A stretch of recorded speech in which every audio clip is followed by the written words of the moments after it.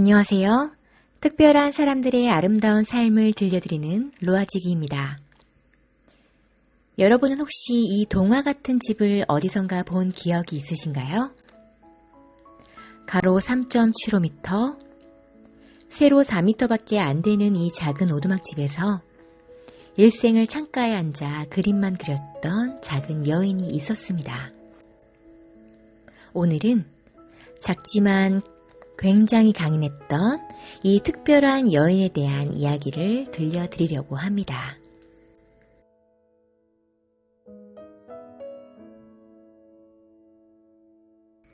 모두는 캐나다 노바스코샤주의 항구 도시 야머스에서 태어났습니다. 선천적으로 여러 기형을 갖고 태어난 모두는 어깨가 부자연스럽게 내려앉아 있었고 턱은 가슴에 바짝 붙어 있었습니다. 또한 류마티스 관절염으로 손가락은 점점 굽어갔습니다. 신체적인 불편함 때문에 모두는 어린 시절의 대부분을 집에서 혼자 보내야만 했는데요. 그녀의 어머니는 그런 모두를 정성을 다해 각별히 보살피고 사랑해 주었습니다. 그녀에게 그림을 가르쳐준 사람도 바로 어머니였는데요. 엄마의 가르침에 따라 모두는 크리스마스 카드를 직접 손으로 그렸고 엄마와 모두는 직접 그린 카드를 집집마다 각각 5센트에 팔았습니다. 이 활동이 모두의 첫 번째 예술 경험이었습니다. 장애를 안고 태어났지만 모두는 그녀의 어린 시절을 행복했던 것으로 기억했습니다. 아버지는 마을에서 존경받는 대장장이었고 집안은 피아노와 축음기를 둘 만큼 재정적으로 풍요로웠습니다. 그녀의 부모는 자유로웠고 집안은 반려동물과 음악, 그림으로 가득했던 행복한 곳이었습니다. 이러한 모두의 어린 시절은 평생 동안 그녀의 작품 안에 잘 녹아들었습니다. 하지만 1935년 예상치 못한 삶이 모두에게 시작됩니다. 아버지가 세상을 떠나고 1937년 아버지의 뒤를 이어 어머니도 세상을 떠난 것입니다. 누군가의 보살핌이 필요했던 모두는 잠시 동안 오빠 찰스와 그의 아내와 함께 한 집에 살았는데요. 얼마 지나지 않아 찰스가 다른 여자를 만나면서 결혼 생활은 파탄이 났고 모두는 한 푼도 손에 쥐지 못한 채 digby에 사는 이모의 집으로 보내지게 됩니다.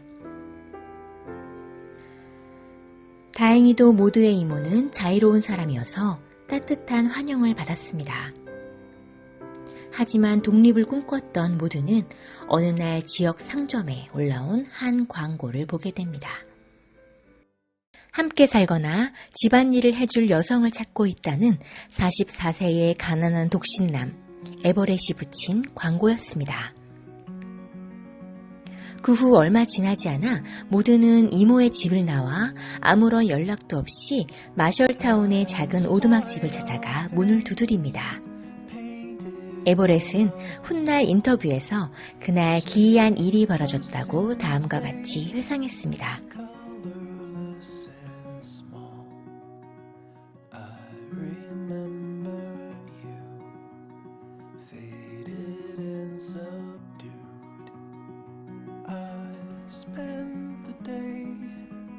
수줍음이 무척이나 많던 모두가 10km나 되는 모르는 남자의 집을 찾아갔다는 행동도 굉장히 낯선 일이었는데 어쩌면 둘은 운명이었나 봅니다.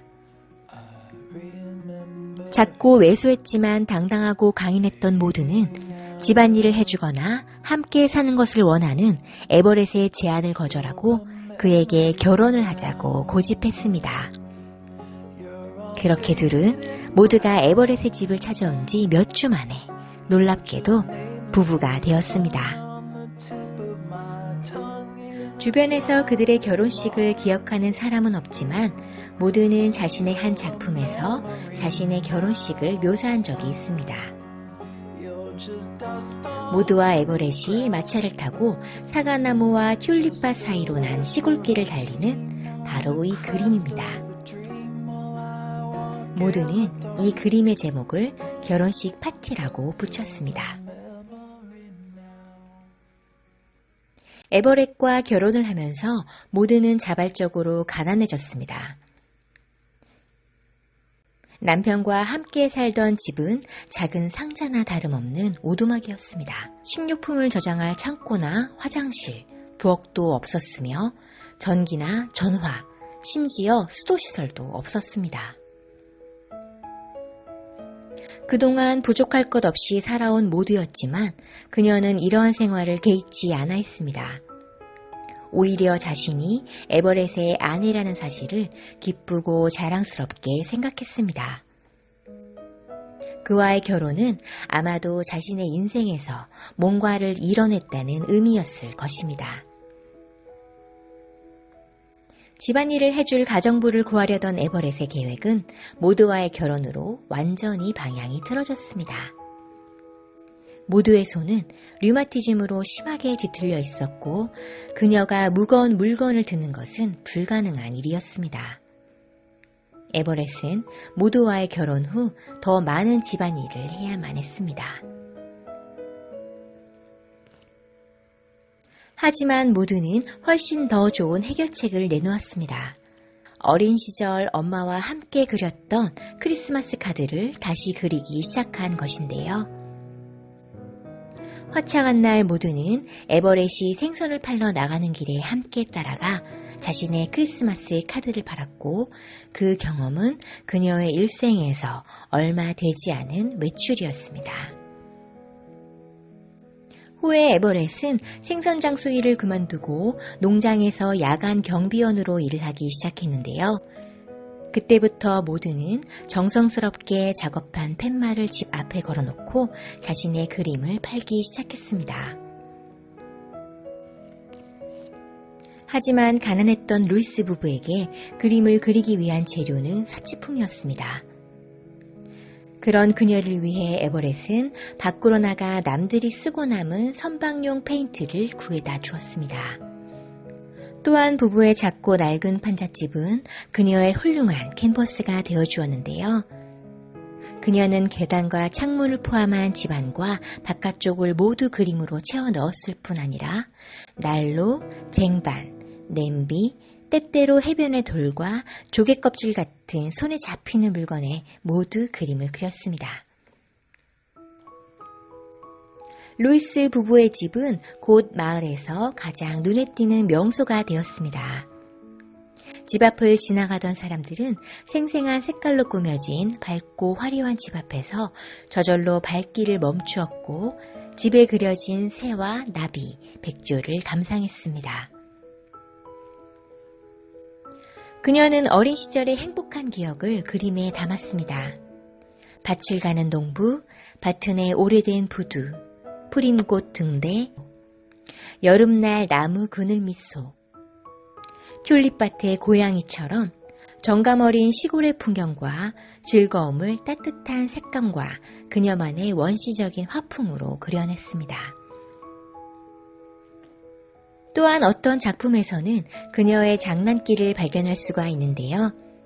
소의 다리가 3개뿐이거나 길을 막은 소의 모습 등에서 사람들의 삶을 즐겁게 해주려는 그녀의 의도를 느낄 수가 있습니다.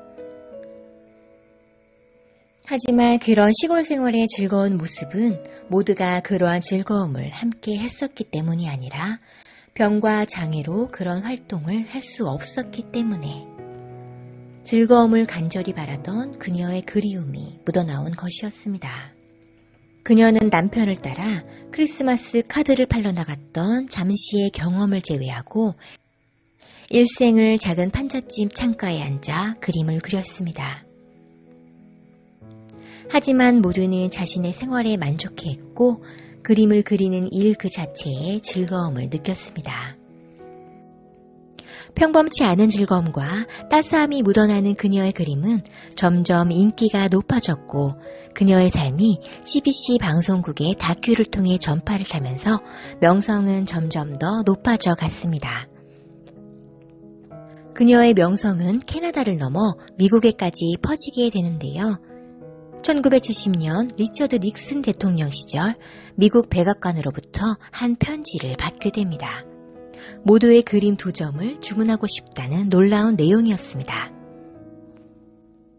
이에 모두는 백악관이 그림값을 보내주면 기꺼이 그림을 그려주겠다고 답신을 보냈습니다.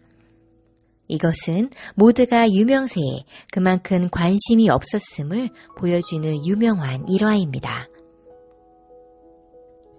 그녀는 한 사람에게 여러 점의 그림을 팔지도 않았습니다.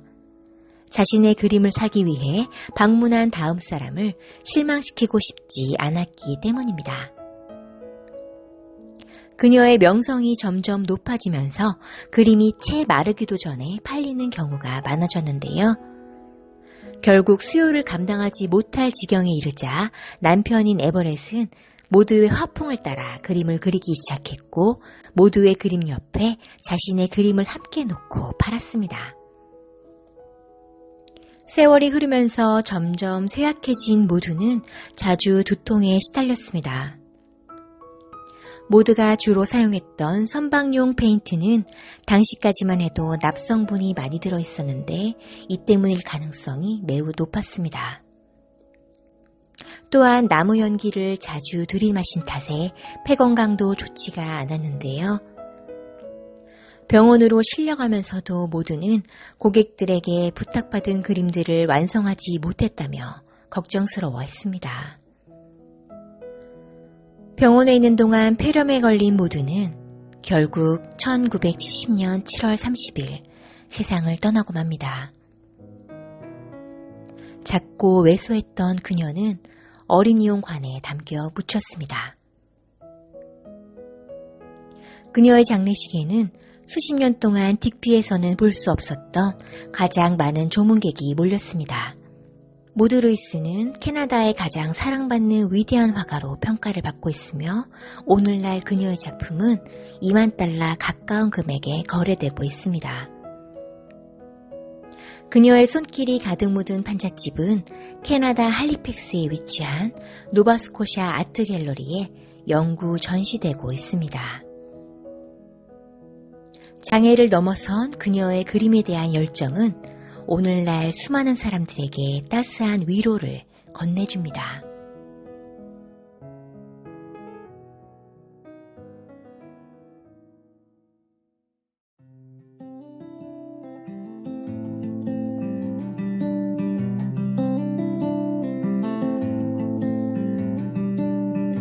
Cold hands and sore feet. You've been walking for an hour on abandoned streets. Weak knees and fresh scars. It's a struggle when you're losing track of who you are. The words you stole won't save your soul. They can only buy you time. Light a candle or curse the dark. It's all the same to me. Start a fire or drown the spark and shake away the heat. Tell the truth or live a lie. Just don't close your eyes.